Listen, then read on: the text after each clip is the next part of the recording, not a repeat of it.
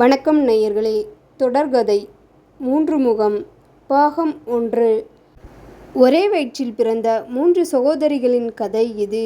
கல்யாணத்துக்கு முன்பு சகோதரிகள் ஒரே வீட்டில் வாழ்வது இயல்பு. கல்யாணத்துக்கு பிறகும் 3 பேரும் ஒரே வீட்டில் வாழ முடியுமா? அதுவும் தன் கணவன்மார்களுடன். அப்படி வாழும்போது வரும் மகிழ்ச்சியை, போராட்டங்களை விறுவிறுப்பாகச் சொல்லும் தொடர்தான் இது. இந்த தொடர்கதையின் கதாநாயகிகள் ஆனந்தி, சாந்தி, வசந்தி. முதலில் ஆனந்தி. 4:30 மணிக்கு அலாரம் அடித்தது. படுக்கையில் இருந்து எழுந்து உட்கார்ந்தாள் ஆனந்தி. கைகளை தேய்த்து பிரித்து அதில் கண்களை திறந்தாள். பக்கத்தில் அவள் கணவன் பாண்டியன் குறட்டை விட்டு கொண்டிருந்தான். அவனை உலுக்கினாள் ஆனந்தி. அவன் அசைந்து, எதுக்கு என்ன எழுப்புற ஆனந்தி? முதல்ல உங்க குறட்டையை நிறுத்த. குறட்டை காரணமா பிரிஞ்ச ஜோடிகள் உண்டு. உங்களை 5 வருஷமா நான் சகிச்சுக்கிட்டு இருக்கேன். எழுந்து வாங்க. யோகா முடிச்ச பிறகு நடைபயணத்தை தொடங்கணும். வாங்க. இதெல்லாம் செஞ்சு நான் என்ன சாதிக்க போறேன்? நீ மத்திய அரசாங்கத்தில் பெரிய அதிகாரி. உன் புருஷனா எனக்கு சரியான உத்தியோகம் கூட இல்லை. அதுக்கு காரணம் நீங்க எதிலும் உங்களை நீங்க வளர்த்துக்கலை. காரணம் எனக்கு பெத்தவங்க இல்லை. சின்ன வயசுல தாய் தகப்பனை இழந்தவன் நான். பல பேர் ஆதரவுல வளர்ந்தவன். அதனால் பள்ளிக்கூட படிப்பை நான் தாண்டலை. நீ எம்காம் எம்ஃபில்னு படித்தவ. உங்கப்பா பெரிய ஓட்டல் முதலாளி. உன்னை படிக்க வச்சார். தாங்கி பிடிக்க யாரும் இல்லைன்னா எப்படி மேலே வர முடியும் ஆனந்தி? ஏன் முடியாது? பாலபருவம் வரைக்கும் தான் பெத்தவங்க. அப்புறமா நாம தான் நம்மளை வளர்த்துக்கணும். காலம் முழுக்க யாராவது தாங்கி பிடிச்சிட்டே இருப்பாங்களா? நாம் வாழ நம்மோட முயற்சி முக்கியம். உங்களுக்கு அது ரொம்ப குறைச்சல். நான் குத்தி காட்டலை. அப்பா பெரிய ஓட்டலை நடத்துகிறார். அதோட பொறுப்பை ஏற்று நடத்த படிப்பு பெருசாக தேவையில்லை. அக்கறையும் உழைப்பும் இருந்தால் போதும். சரி வாங்க. தூங்காமல் எழுந்து யோகா நடைன்னு இருந்தால் உடம்புல சதை போடாமல் இருக்கும். வந்து ஃப்ரெஷ் பண்ணுங்க. இப்படி இருந்தவன் அல்ல பாண்டியன். இந்த மாதிரியெல்லாம் பேசவும் மாட்டான். பாண்டியன் வேறு எப்படி இருந்தான்? மூத்த மகள் ஆனந்தி வழியால பாண்டியன் கதைக்குள்ளே போகலாம். ஆனந்திக்கு வயது 31. ஓட்டல் முதலாளி சிவமுருகனின் மூத்த மகள். அம்மா லட்சுமி. ஆரம்ப நாட்களில் மற்ற ஓட்டல்களில் சர்வராக, தோசை மாஸ்டராக, சமையல் மாஸ்டராக வாழ்க்கையை தொடங்கியவர் சிவமுருகன். கடுமையான உழைப்பாளி. அவரது ஏழ்மை காலத்தில் லட்சுமி மனைவியாக அவரோடு நின்று தோள் கொடுத்தவள். தன் தாலியை விற்று சின்னதாக ஒரு மெஸ் நடத்த முதலீடு தந்தாள். மெஸ் ஆரம்பமானது. வேலைக்கு ஆட்களை வைக்காமல் சமைப்பது, இலை எடுப்பது என சகலத்தையும் இவர்கள் இருவரே செய்ய மெஸ்ஸில் கூட்டம் சேரத் தொடங்கியது. ஒரே வருஷத்தில் வியாபாரம் சூடுபிடிக்க, கேரியர் மில்ஸ், ஊறுகாய், சிப்ஸ் என வியாபாரம் விரிவடைய, மெஸ் சிறிய ஓட்டலாகி வருமானம் பெருக ஆனந்தி பிறந்தாள். கை குழந்தையை வைத்து கொண்டு லட்சுமி உழைத்தாள். ஆனந்தி ராசியான பெண். அவள் பிறந்த வேலை வியாபாரம் சூடுபிடிக்க. சின்ன ஓட்டலின் கிளை ஒன்று ஆலய வாசலில் திறக்கப்பட்ட 3 வருஷங்களில் பெரிய ஓட்டல் ஒன்று நடத்த முடியாமல் விற்பனைக்கு வர, சிவமுருகன் கையில் இருந்த சேமிப்புடன் பேங்கில் லோன் வாங்கி துணிச்சலாக இறங்கிவிட்டார். ஒரே வருஷத்தில் அத்தனை கடனும் அடைந்து ஓட்டலில் கூட்டம் அள்ளியது. ஏராளமான பேர் வரிசையில் காத்திருந்து சாப்பிடும் அளவுக்கு தரத்தில், ருசியில் பேர் வாங்கியது முருகவிலாஸ் ஓட்டல். ஆனந்திக்கு 4 வயதான போது சாந்தி பிறந்தாள். இங்கே தொழில் நன்றாக செழிக்கத் தொடங்கி சென்னையிலேயே முருகவிலாஸ் ஓட்டலின் 3 கிளைகள் திறக்கும் சூழல் வர ஏராளமான பணியாளர்களை சேர்த்தார் சிவமுருகன்.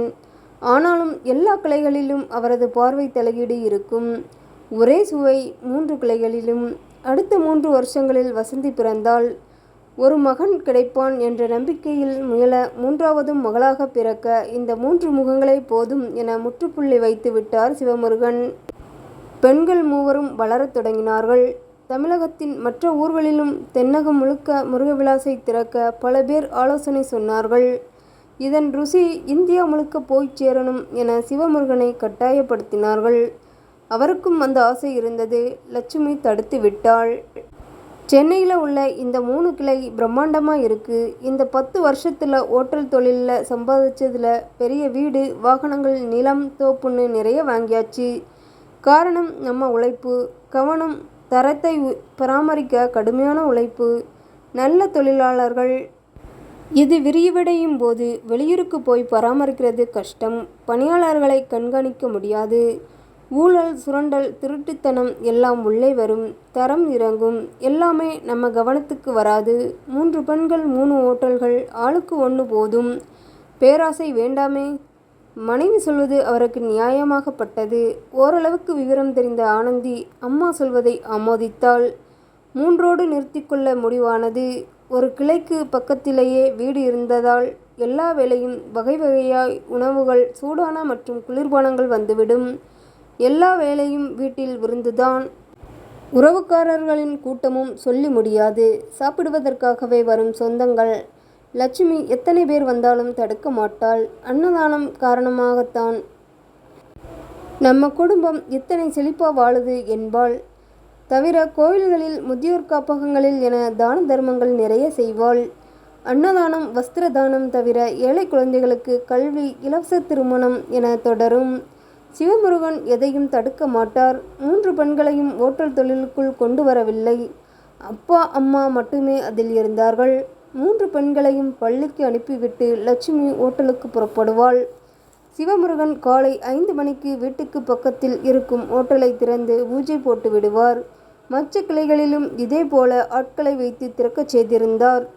காலை 5:30க்கு ஆவி பறக்கும் தரமான காஃபி, டீ கிடைக்கும்.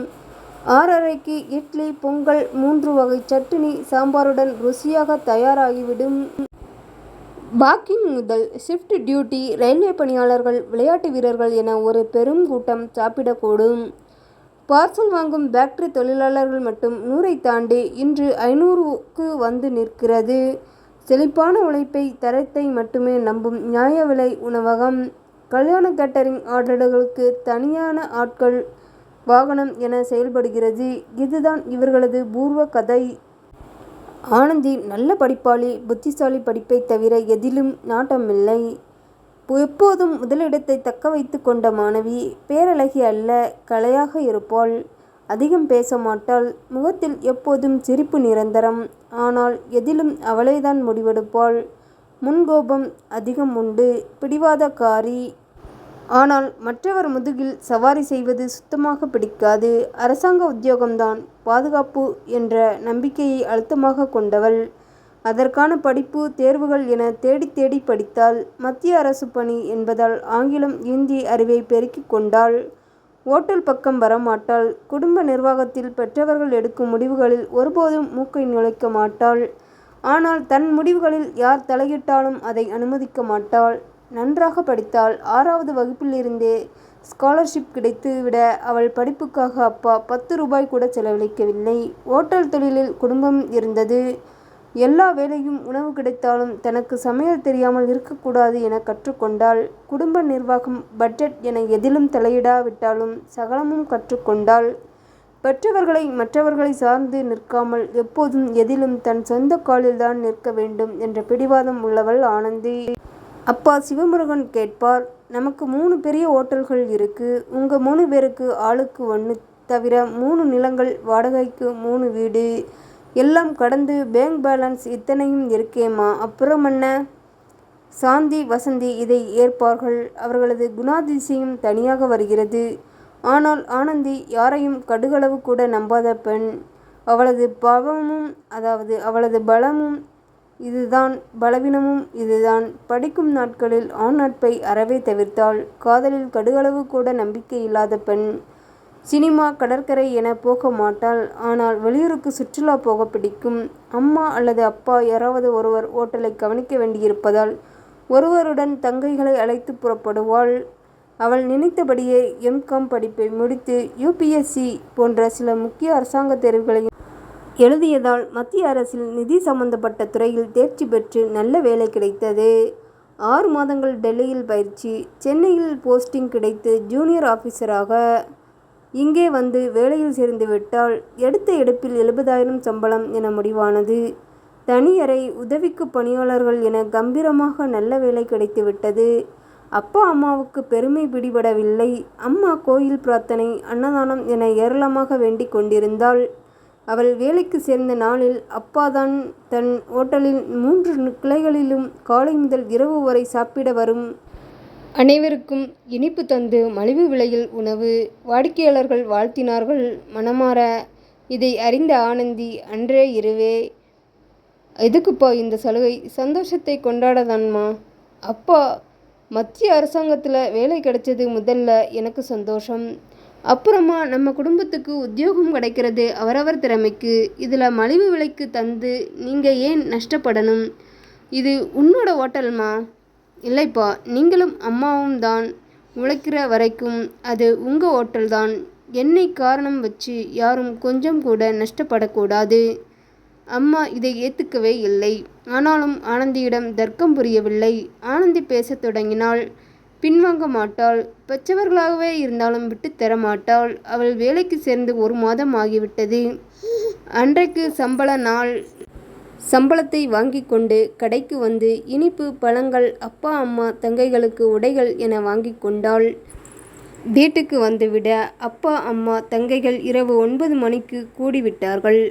அவர்களிடம் தான் வாங்கி வந்ததை தந்து பெற்றவர்கள் காலில் விழுந்து ஆசி பெற்றாள்.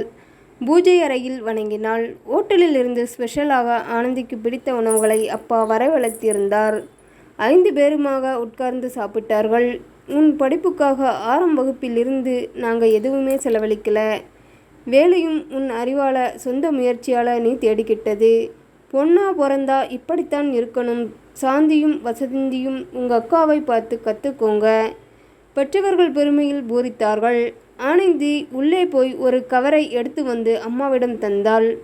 உன் சம்பளமாம்மா? ஆமாம்மா, முழு சம்பளம் இல்லை.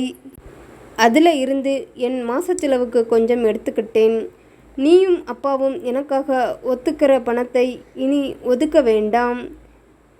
இதில் 25,000 இருக்குது. சாப்பாடு, ஏசி பில், என் தொடர்பாக நீங்கள் செலவழிக்கிற பணத்தை கணக்கு போட்டு வச்சிருக்கேன். பட்டியலும் இதில் இருக்குது. அப்பா அம்மாவின் முகத்தில் இருந்த சிரிப்பு அணைந்தது.